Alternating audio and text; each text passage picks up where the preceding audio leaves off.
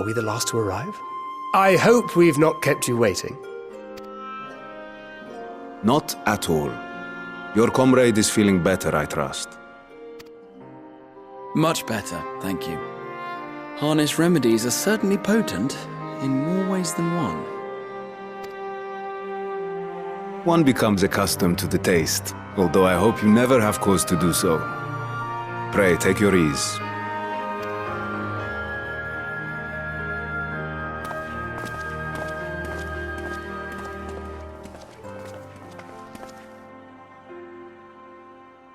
Full glad I am to see you all unharmed.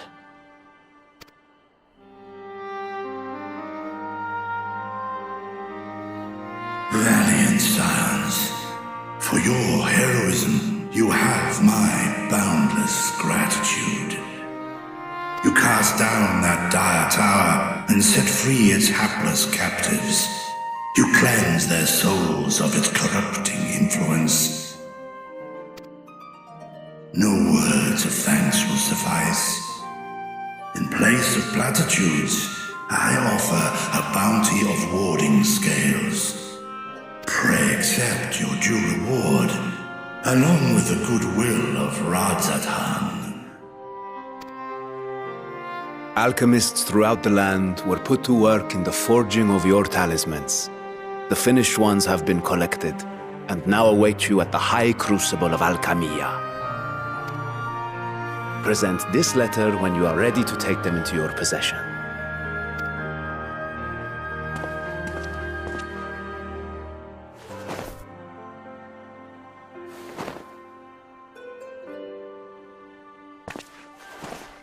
We are humbled by your generosity. Know that the inventive wisdom of Radzathan will be vital in restoring serenity to our star. Every single one of those scales came from you, didn't they? You must still be in such pain.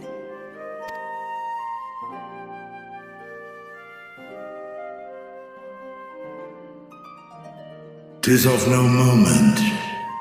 A mere annoyance compared to the dreadful suffering inflicted upon this land and its people.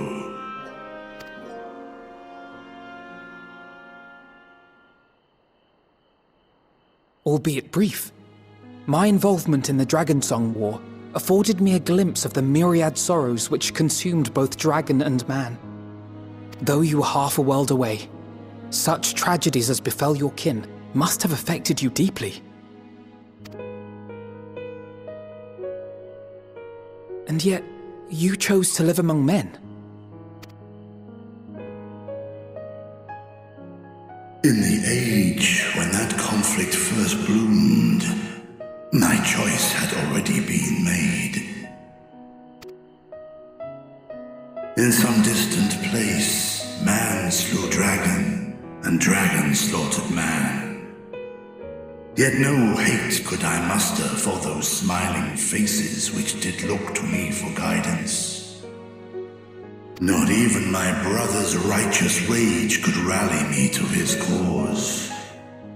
I huddled here, secret and still, hoping against hope that which I had built would remain untouched by the chaos and carnage.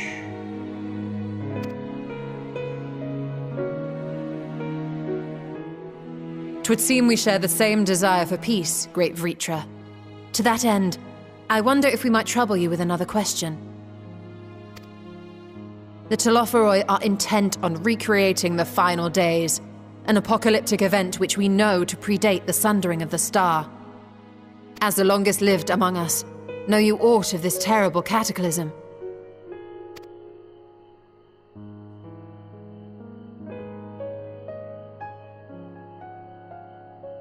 Nay. When war and strife drove my sire from his home, he crossed the great expanse with only our unhatched eggs as company. He alighted upon a shattered source, its 13 reflections long since scattered beyond the rift. Of events preceding his arrival, he knoweth naught, save that which Hydralin hath deigned to disclose. I see. So again, 'tis the inscrutable Hydralin to whom you must look for answers.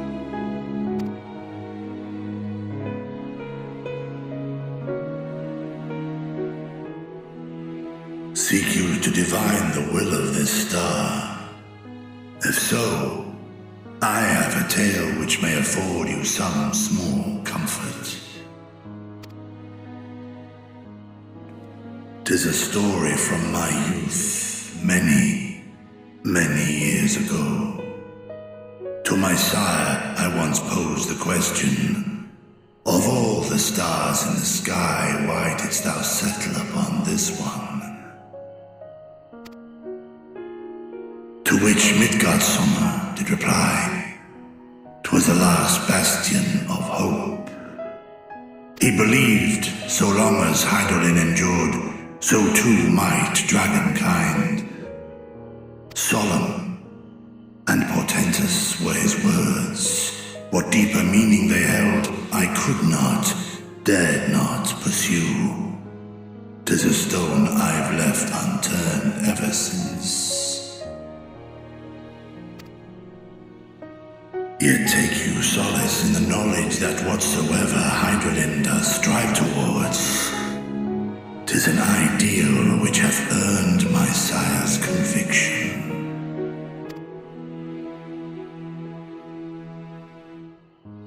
Thank you, Vritra. You've given us warm reassurance in a world gripped by cold uncertainty. While I'm sure we all have a great many questions, I think it's time we collect the talismans and be on our way. Our fight against the Telophoroi is far from finished.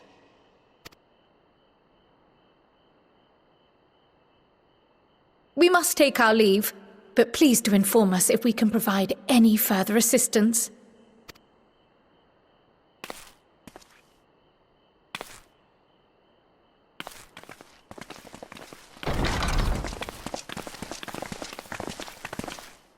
Prithee, a moment.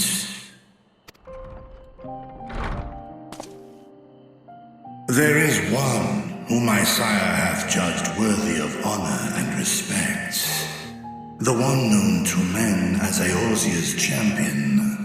This hero of renown and rumor, 'tis thee.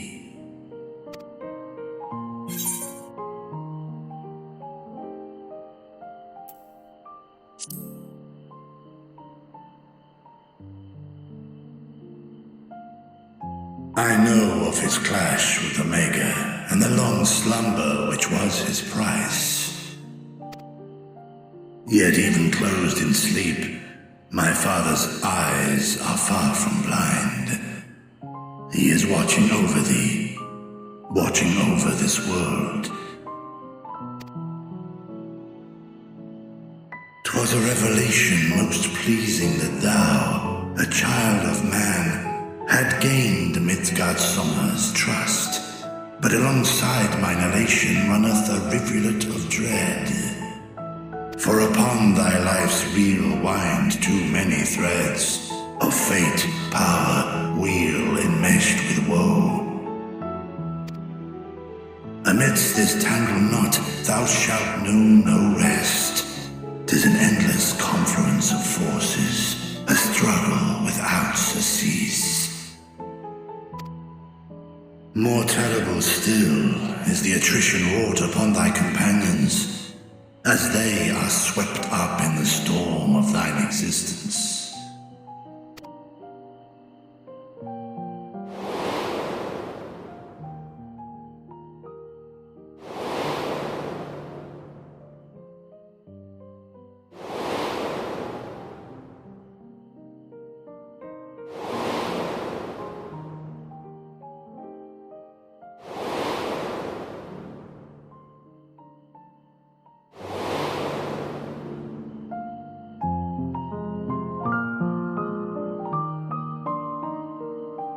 Take heart and protect them well. They will be your strength and your salvation. The hope thou wilt need come the end. Even cowering behind my curtain, I know the suffering of the powerful. I have watched my siblings driven mad by loss. Thus do I exhort thee to spare no effort to keep thy loved ones safe.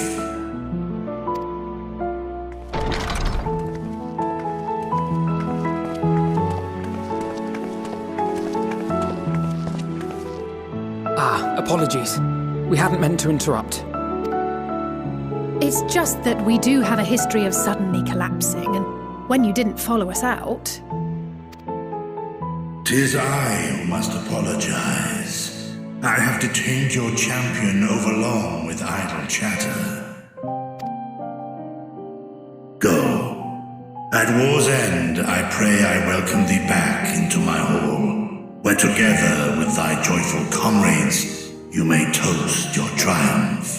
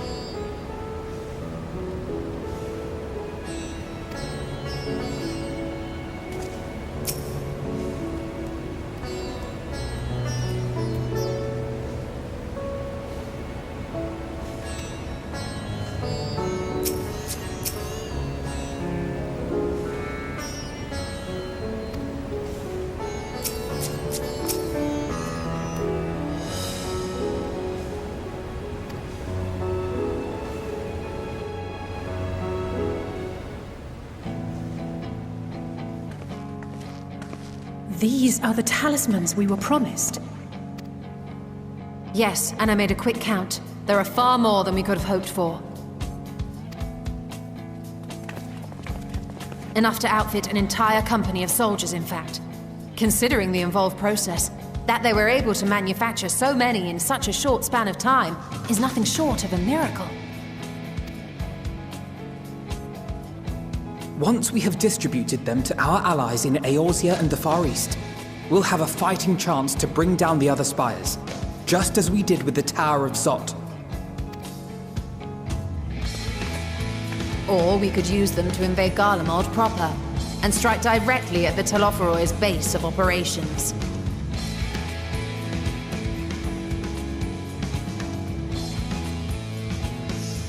Of course, we would need to consult with various Alliance leaders before such a drastic measure could even be contemplated.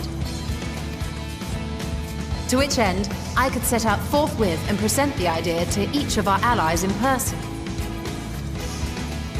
Pray allow me to undertake some few of those journeys.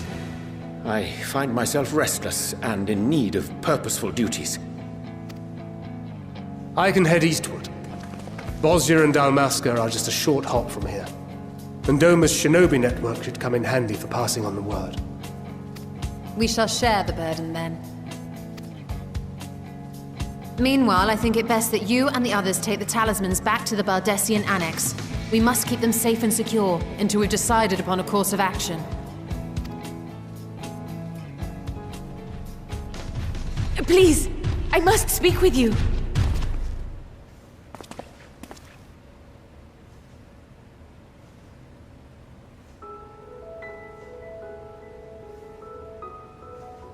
Nidana, you're awake. Yes. When I spoke with the carer at my bedside, she told me that one of the scions, a young woman, had cleansed me of the tower's corruption. It seems I'd been asleep ever since the treatment. But when I awoke and learned you were all still here, I knew I had to come.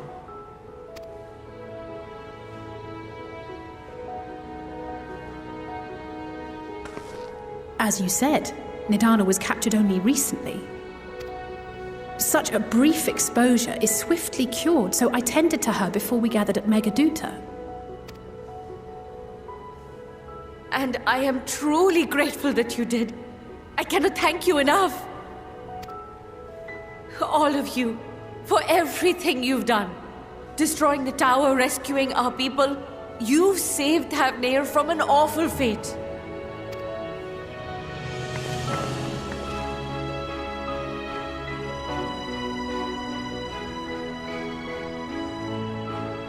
Yet who hath truly saved whom? Due in no small part to thine inspirational courage, the alchemists were successful in reproducing warding scales of proven efficacy. Replications of thy work now stand ready to travel across the seas, unto the hands of those who might wield them against this rising evil. The talisman? Is this true?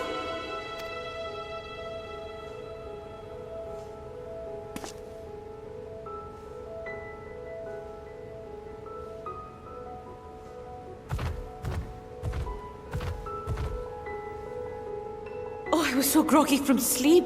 I didn't even think to ask. Oh, our great work sent across the seas.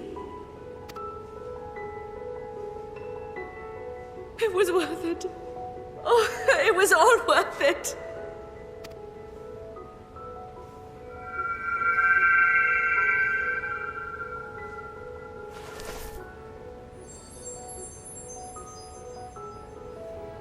Look at that! Its color is completely changed.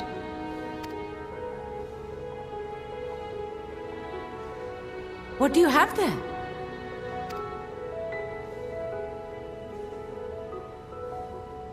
How unusual. I wonder if the effect is a reaction to Akasha. I'm afraid I'm not familiar with that term. Akasha? It is one of the unseen energies defined by Harnish alchemical theory. Though a gross oversimplification, some describe it as an essence influenced by feelings. You imply that it is distinct from ether? Foreign scholars often conflate the two, but we see them as separate concepts. Ether is an energy which permeates the land. It exists within animals, objects, even the air we breathe, affecting all through which it flows. Akasha, on the other hand, exists in a domain beyond our reach. A gift bestowed from on high, or torn from the heavens in some traditions.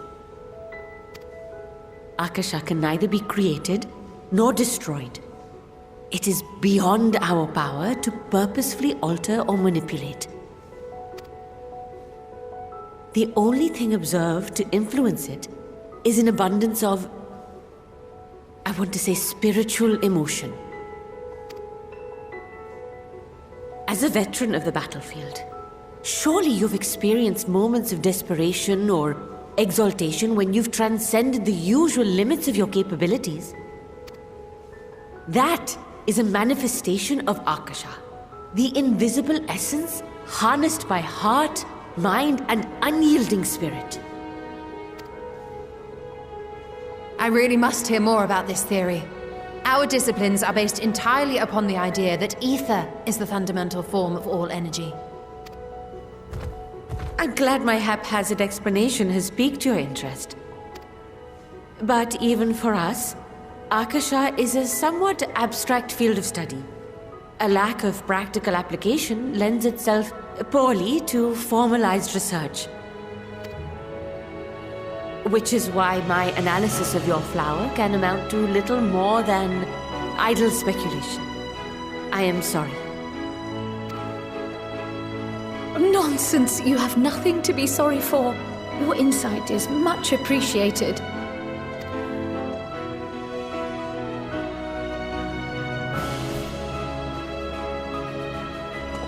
Shall we depart for Sharlayan then? I will see to it that the talismans arrive at the Annex. And we will be in touch once our talks are concluded. I suggest you rest while you can.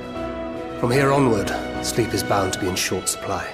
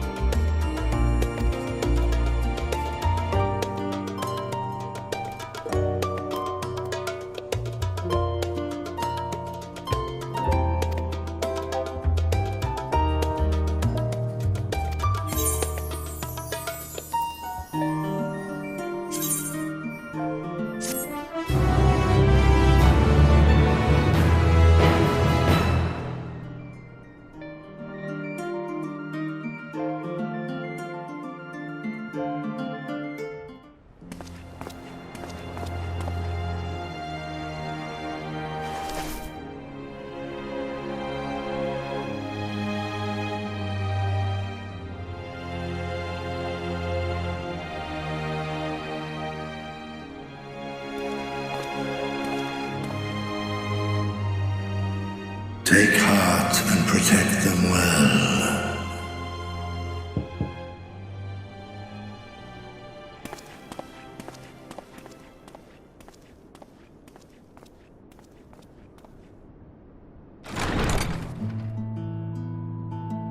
Good, you're here.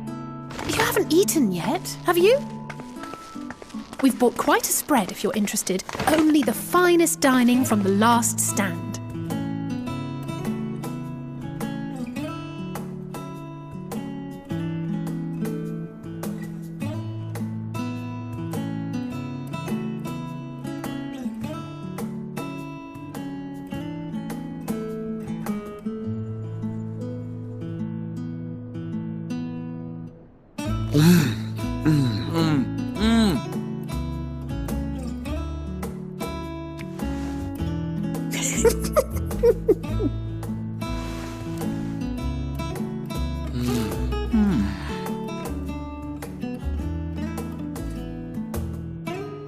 Lest you wonder, we invited Estinian as well. But he refused with a rather grim-faced, "No, thank you." I suspect Sharlayan cuisine is not to his liking. Oh, I don't know about that. Perhaps our lone wolf just needed some time apart. What? To perfect his brooding stare? Next time, I'll drag him out by the ear, sit him down in front of a Sharlayan feast, and see that he eats every last bite. An excellent idea. Of all people, warriors must take proper meals and rest if they are to maintain a healthy constitution. Poor Estinian, beset on all sides.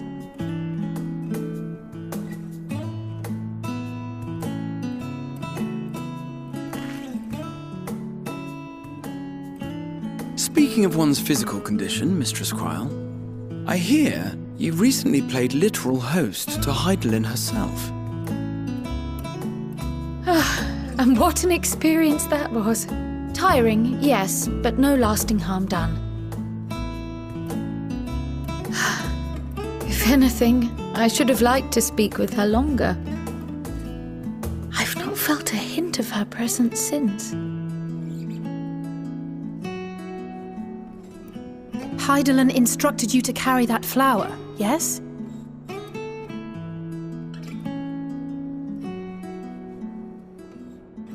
Twill be your guide, test and proof of your conviction. And then something about seeking joy in darkness, was it? Come to think of it, isn't that what happened with Nidana back in Radzat-Han? The flower did seem to radiate a joyful glow, as if reflecting the elation we all felt, the relief of a people with renewed hope. Indeed, and in turn I felt buoyed by that radiance. 'Twas akin to spotting a beacon and knowing we were on the right path. I know we've not yet triumphed over the Telophoroi, or learned the full breadth of the Forum's plans. But even within the midst of our struggles, we find small moments of joy to sustain us. Rare and hard-won perhaps, but it is this pursuit of happiness that gives us the strength to carry on day after day.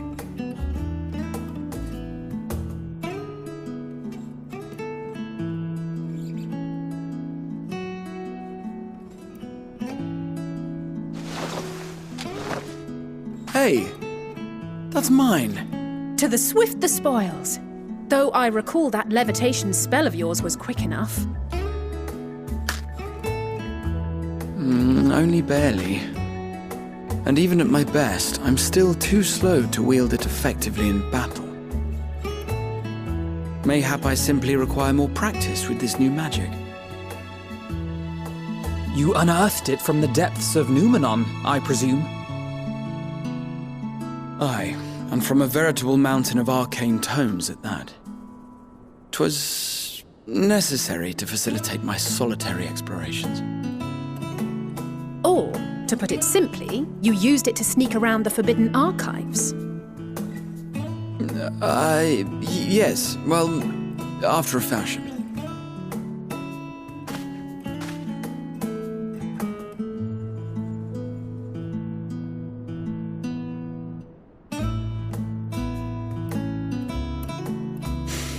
They're tall, you see.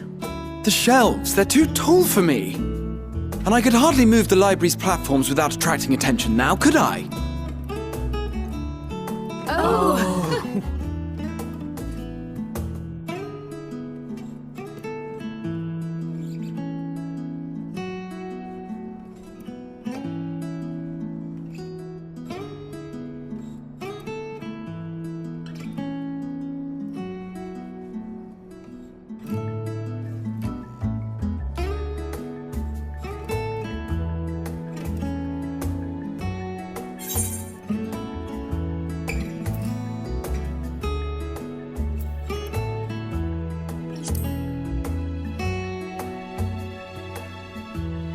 I'm not that ambitious.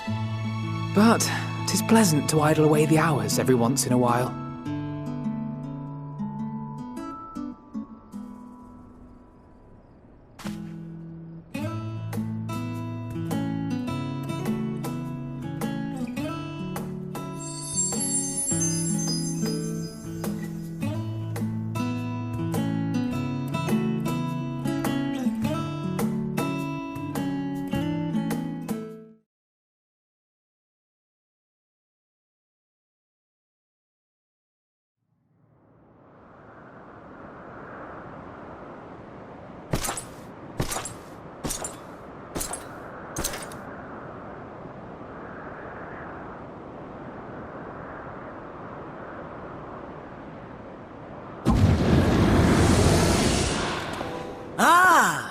Enjoying the bracing cold, I see.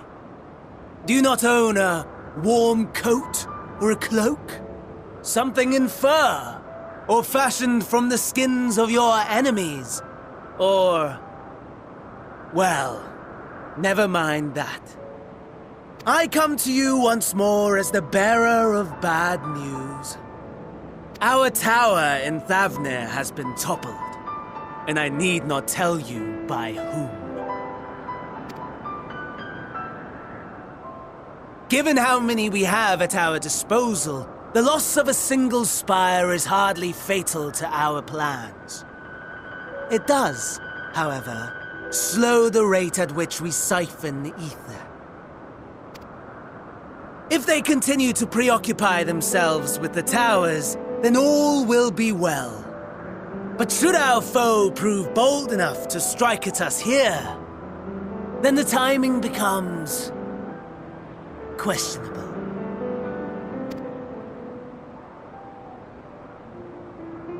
Our foe is bold enough. Of that, I can assure you.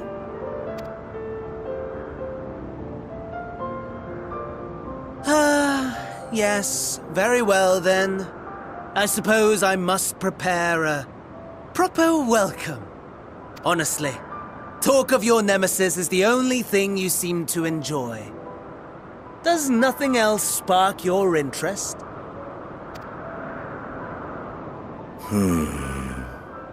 No. All else is... equal. Equally tedious. Equally disappointing. The world is a tepid bog into which we sink, too weak to thrash as the mud clings to our eyes and fills our throats till we blissfully choke. But then came the light, blinding and pure and hot, so very hot, enough to set my soul aflame. I basked in the afterglow until the void yawned once more, and then I knew the muck would never claim me again. There was naught for me ahead, so I drew the curtain on all that had come before. Burn, Burn. Let the whole star burn. I will have my contest. I will reclaim my moment.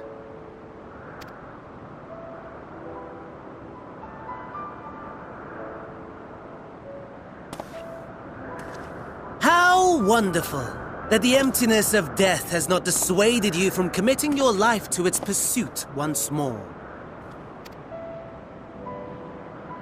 I don't know whether to envy you or pity you.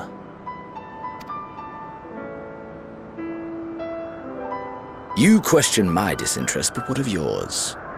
Despite your noisome antics, I sense you take little pleasure in this endeavor. Mercy, my lord. Such pointed barbs from one who barely acknowledges my existence. Nevertheless, you are mistaken. For I do find this part somewhat enjoyable. You see, when I was mortal, I would always have the same dream. It was a fragmented thing, disjointed, all the faces incomplete. The setting, too, was unknown to me, so I thought it simply a fantasy of my sleeping mind. Until one day, I realized it was showing me the truth, much as your dream of the final days enlightened you.